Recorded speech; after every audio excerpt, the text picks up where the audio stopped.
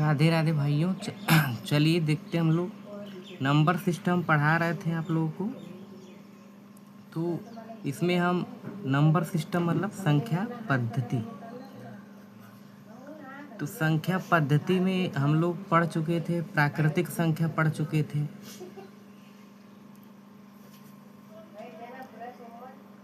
और पूर्ण संख्या पढ़ चुके थे और पूर्णांक पढ़ चुके थे और परमेय संख्या, तो परमेय संख्या तक हम लोग पढ़ चुके थे। अब उसके बाद फिर देखिए पढ़ाना था। तो परमेय संख्या में क्या है कि परमेय संख्याओं को हम लोग पढ़े थे कि ऐसी संख्या है जिसे हम p/q के रूप में लिख सके, उन्हें हम परमेय संख्या कहते हैं। जहाँ q is not equal to 0 और p and q belongs to integer, मतलब कि p/q के रूप में लिख सकें और q is not equal to 0 और p और q दोनों पूर्णांक होने चाहिए, इंटीजर होने चाहिए। अब इसके आगे हम लोग को पढ़ना है। तब परमेय संख्या देखते हैं। अब देखिए परमेय संख्या जो है इसे दो भागों में बांटा जाता है। परमेय संख्याएं अब इन्हें दो भागों में बांटते हैं। तो अब एक भाग देखिए, इसे बोलते हैं शांत दशमलव संख्याएं,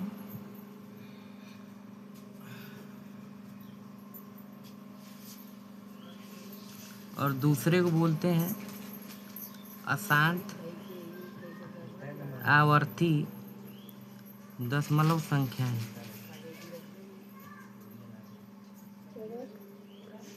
तो देखते हैं शांत दशमलव संख्याएं और अशांत आवर्ती दशमलव संख्याएं ये क्या होती हैं। तो देखिए शांत दशमलव संख्याएं मतलब कि ऐसी परमेय संख्याएं जिनमें अगर हम हर से अंश को भाग करते हैं तो वह पूरी तरह विभाजित हो जाता है। जैसे एग्जाम्पल देखते हैं, जैसे 4/5। तो अब देखिए यहाँ पर ये जो परमेय संख्या 4/5 है, तो यह शांत दशमलव संख्या है, क्योंकि अगर हम हर 5 से 4 को अगर भाग करते हैं तो ये देखिए पूरी तरह से विभाजित हो जाएगा, तो आ जाएगा 0.8। तो यहाँ पर यह भाग करने पर पूरी तरह से विभाजित हो गया, कट गया, तो इसीलिए इसे बोलेंगे हम शांत दशमलव संख्याएं। तो इसका मतलब कि शांत दशमलव संख्या वे संख्या होती हैं जिनमें हर से अंश को भाग देने पर वह पूरी तरह विभाजित हो जाए, अर्थात भैया वो शांत है, तो उसे हम बोलेंगे शांत दशमलव संख्या। यह एक और उदाहरण लेते हैं, जिसे हम बोलें 2/5। माइनस में भी ले सकते हैं, चाहे प्लस में, सब परमेय संख्या हो सकती हैं। तो -2/5, तो यह भी परमेय संख्या एक शांत दशमलव संख्या होगी, क्योंकि अगर हम इसे हर से अंश को विभाजित करते हैं तो ये होगा -0.4। तो ये भी एक शांत दशमलव संख्या है, क्योंकि यहाँ भी यह पूरी तरह से विभाजित हो गया। तो इस प्रकार हम लोग समझ गए कि शांत दशमलव संख्या क्या होता है। तो शांत दशमलव संख्या वे संख्या होती हैं जिनमें हर से अंश को विभाजित करने पर, भाग देने पर पूरी तरह से विभाजित हो जाए, तो उसे बोलेंगे शांत दशमलव संख्या। तो हम आशा करते हैं इतना आप लोग को समझ में आ चुका होगा। अब चलिए आगे देखते हैं दूसरी संख्या। देखिए परमेय संख्याओं का दूसरा पार्ट जो है इसे बोलते हैं अशांत आवर्ती दशमलव संख्याएं। तो अब ये क्या होती हैं, देखिए इसके नाम से ही पता चलता है कि ये ऐसी दशमलव संख्याएं जो अशांत हैं। अशांत मतलब शांतें नहीं होंगी। इसका मतलब इसमें हर से अंश को भाग देंगे तो वह भाग की क्रिया कभी समाप्त नहीं होगी, हमेशा चलती ही रहेगी।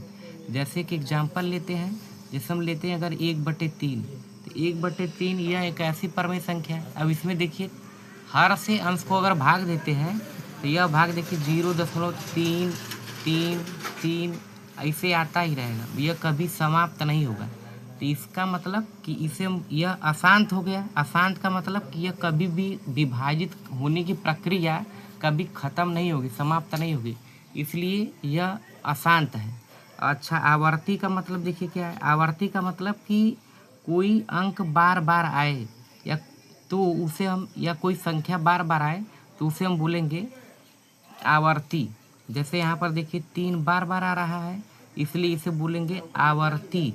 यहाँ पर ये अशांत भी है, आवर्ती भी है, इसलिए 1/3 कैसी दशमलव संख्या होगी, अशांत आवर्ती दशमलव संख्या, क्योंकि इसमें 3 देखिए बार बार आ रहा है। ऐसे कुछ और एग्जाम्पल ले सकते हैं हम लोग, जैसे 1/7। तो 1/7 में देखिए हर से अंश को अगर विभाजित करते हैं तो ये हो जाएगा 0 दशमलव, तो 7 एकम 7 होगा, फिर 3 यहाँ 30, 7 चौका 28, फिर उसके बाद 2 20 हुआ, 7 दूनी 14, और उसके बाद 6 बचेगा 60 होगा, फिर उसके बाद हो जाएगा 7 अट्ठे 56, फिर 4 बचेगा 40, 7 बचे 35, फिर 5 50 बचेगा, 7 से 49, ऐसे फिर 1 10 होगा, फिर 7 एकम 7। अब देखिए इसके बाद फिर क्या होगा कि जो अंक है फिर रिपीट करेगा, मतलब दोहराएगा। मतलब 1 के बाद अब 4 2 8 5 7, फिर 1 4 2 8 5 7, फिर 1 4 2 8 5 7, ये बार बार आएगा। तो इसका मतलब कि ये अशांत भी है, और उसके बाद 1 4 2 8 5 7 ये जो अंक है ये पूरा, ये सब पूरा ये बार बार रिपीट होगा, आएगा। तो इस प्रकार हम लोग समझ गए कि अशांत आवर्ती दशमलव संख्या क्या होता है। तो ऐसी संख्याएं जो अशांत हैं और उनमें कुछ अंक या कोई अंक बार बार आए तो उसे बोलते हैं अशांत आवर्ती दशमलव संख्याएं। तो इतना हम लोग समझ गए। तो ये हुआ परमेय संख्याओं के 2 भाग, एक शांत दशमलव संख्या, एक अशांत आवर्ती दशमलव संख्या। चलिए अब आगे चलते हैं। अब उसके बाद देखिए कि जितनी भी प्राकृतिक संख्या हम बताए हैं, प्राकृतिक संख्याएं और पूर्ण संख्याएं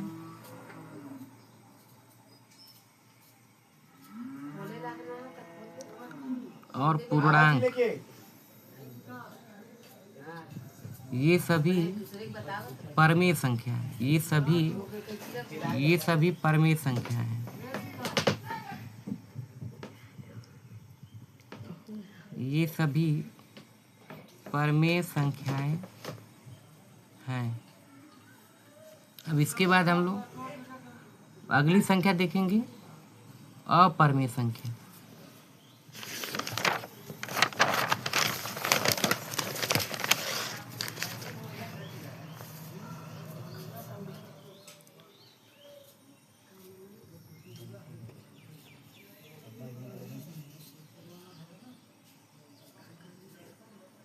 अपरमेय संख्या अब हम लोग देखेंगे तो ये इसे इंग्लिश में बोलते हैं इरेशनल नंबर।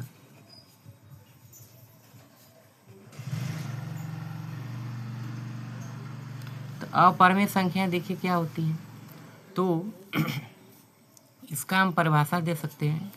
देखिए एक परिभाषा बहुत ही शॉर्टकट में सब लोग देते हैं कि ऐसी संख्याएं जो परिमेय नहीं होती हैं उन्हें हम अपरमेय संख्या कहते हैं। लेकिन देखिए उसको पहचान पाने में थोड़ा दिक्कत होता है, इसलिए ऐसी परमेय हम इसको ऐसे डिफाइन कर सकते हैं कि वे संख्याएं जो अशांत और अनावर्ती होती हैं।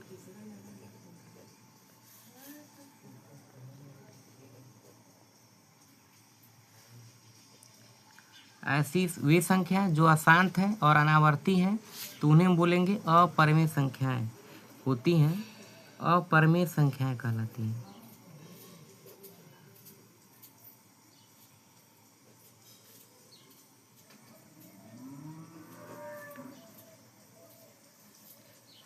अब जैसे उदाहरण में देख सकते हैं, जैसे करड़ी में 2।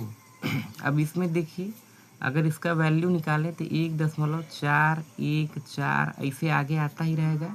तो यहाँ पर क्या होता है कि कोई भी अंक दशमलव के बाद कोई भी अंक बार बार रिपीट नहीं करेगा, मतलब दोबारा नहीं आएगा, और यह अशांत होगा, मतलब यह प्रक्रिया कभी शांत नहीं होगा। तो इसलिए इसे बोलेंगे अपरमेय संख्या है। या जैसे हम दूसरा उदाहरण लें करड़ी में 3, तो यहाँ पर इसका मान 1.732 ऐसे आगे आता रहेगा। तो यह भी अशांत है और इसमें कोई अंक बार बार नहीं आएगा, इसलिए इसे हम बोलेंगे अपरमेय संख्याएं। इस प्रकार हम लोग समझ गए कि अपरमेय संख्याएं क्या होती हैं। तो वे सभी संख्याएं जो अशांत हैं और अनावर्ती हैं उन्हें हम अपरमेय संख्याएं कहते हैं। जैसे एग्जाम्पल में करड़ी में 2 हो गया, करड़ी में 3 हो गया, या करड़ी में 5 करड़ी में 7, ये सभी की अपरिमेय संख्याएं हैं। उसके बाद हम लोग अब अगली संख्या देखेंगे, वास्तविक संख्या।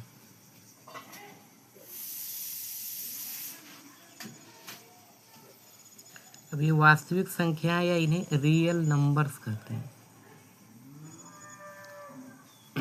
तो ये क्या होती हैं?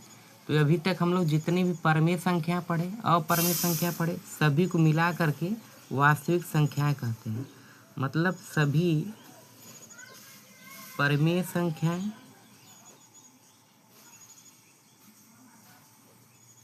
और अपरिमेय संख्याएं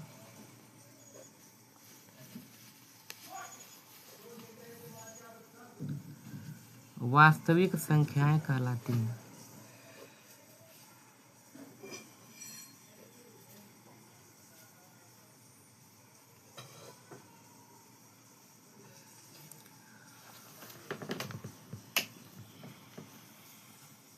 इतना हम लोग समझ गए कि वास्तविक संख्याएं क्या होती हैं। तो सभी परमेय संख्याएं और अपरिमेय संख्याएं वास्तविक संख्याएं कहलाती हैं। तो जैसे अभी तक जितना भी पढ़े हम लोग, सबकी सब वास्तविक संख्याएं हैं। उसके बाद हम लोग कुछ और संख्याओं के बारे में देखते हैं। जैसे अगला है सम संख्या। अब सम संख्याएं, या इसे इंग्लिश में बोलते हैं इवन नंबर्स। तो ये इवन नंबर्स या सम संख्याएं क्या होती हैं? तो वे संख्याएं जो 2 से पूरी तरह विभाजित हो जाए उन्हें हम सम संख्याएं बोलते हैं। वे संख्याएं जो 2 से पूरी तरह विभाजित हो जाए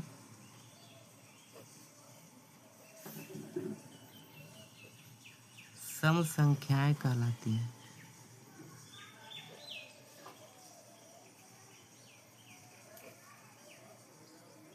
अब जैसे उदाहरण में ले सकते हैं 2, 4, 6, 8, ऐसे ही, क्योंकि ये सभी संख्याएं 2 से विभाजित हो जाएंगी, इसलिए इन्हें हम सम संख्याएं या इवन नंबर्स बोलेंगे। चलिए तो आगे फिर चलते हैं कि नई संख्या, विषम संख्या। अब विषम संख्याओं को इंग्लिश में ऑड नंबर्स बोलते हैं।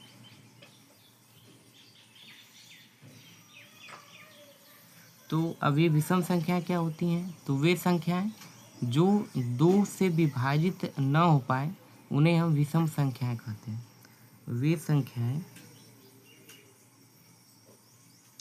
जो 2 से पूरी तरह विभाजित न हो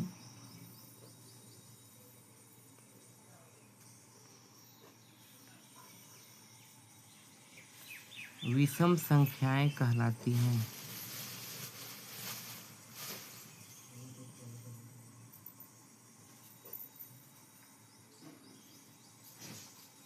अब इसमें उदाहरण के रूप में जैसे हम देख सकते हैं, जैसे हम बोले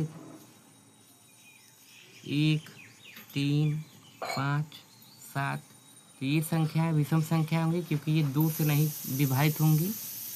ऐसे 9, ये भी देखिए 2 से विभाजित नहीं होगा, तो इसलिए ये सभी संख्याएं विषम संख्याएं कहलाएंगी।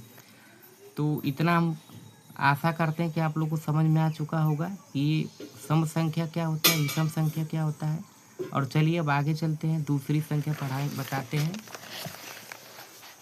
अब अगली संख्या है अभाज्य संख्या।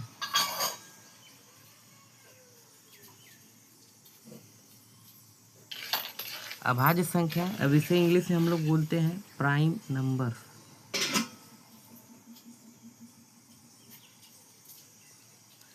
तो ये अभाज्य संख्या या प्राइम नंबर्स क्या होती हैं? तो ऐसी संख्याएं जो केवल 1 से और खुद से विभाजित हो और किसी अन्य संख्या से विभाजित ना हो उन्हें हम अभाज्य संख्या कहते हैं, प्राइम नंबर्स कहते हैं। तो वे संख्याएं जो केवल 1 और खुद से विभाजित हो अभाज्य संख्याएं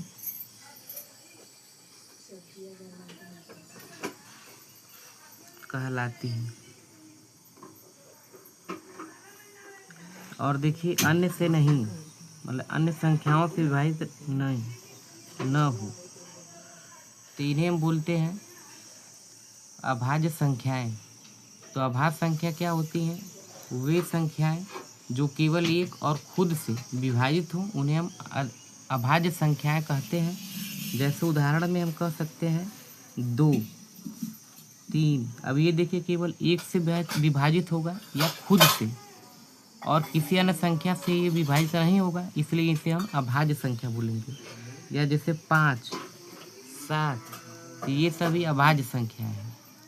अब उसके बाद देखिए इसमें कुछ इम्पोर्टेंट पॉइंट है कि जो 2 है यह सबसे छोटी अभाज्य संख्या है, और उसके साथ साथ यह एक अभाज्य संख्या होने के साथ साथ यह एक सम संख्या भी है।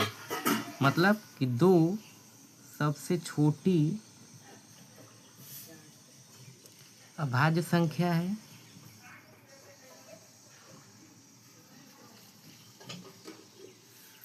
और 2 एक सम अभाज्य संख्या है। 2 एक सम अभाज्य संख्या है। इस प्रकार हम लोग समझ सकते हैं कि 2 देखिए सबसे छोटी अभाज्य संख्या भी है और 2 एक सम अभाज्य संख्या है। और उसके बाद फिर बाकी एग्जाम्पल में जैसे हम यहाँ पर देखिए 11 ले सकते हैं, क्योंकि यह अभी केवल एक से कटेगा, खुद से कटेगा और किसी अन्य संख्या से कटेगा नहीं। अच्छा देखिए यहाँ पर कई लड़कों को कन्फ्यूजन होता है कि जैसे 9 देखिए ये अभाज्य संख्या नहीं है, क्योंकि यह एक और खुद से के अलावा यह 3 से भी विभाजित होगा, इसलिए इसे हम अभाज्य संख्या नहीं कहेंगे। मतलब 9 जो है ये अभाज्य संख्या नहीं है। इस प्रकार हम समझ गए कि अभाज्य संख्याएं क्या होती हैं। वे संख्याएं जो केवल एक और खुद से विभाजित हो, दूसरी संख्या से नहीं, तो उन्हें हम अभाज्य संख्या कहते हैं। जैसे 2, 3, 5, 7, 11 ऐसे आगे। और 2 देखिए सबसे छोटी अभाज्य संख्या होती है और 2 एक सम अभाज्य संख्या है। चलिए अब हम लोग अगला संख्या देखते हैं। अगला होता है भाज्य संख्याएं। इसे इंग्लिश में हम लोग कंपोजिट नंबर्स बोलते हैं।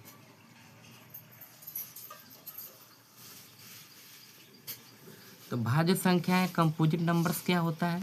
तो वे संख्याएं जो एक और खुद को छोड़कर दूसरी संख्याओं से भी विभाजित हो जाए उन्हें हम भाज्य संख्याएं या कंपोजिट नंबर्स बोलते हैं। तो वे संख्याएं जो एक और खुद के साथ साथ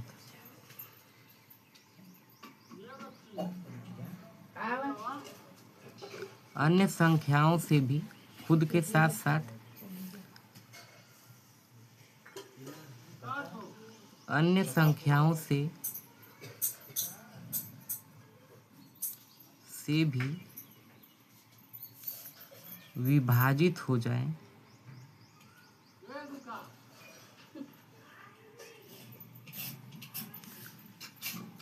भाज्य संख्याएं कहलाती हैं।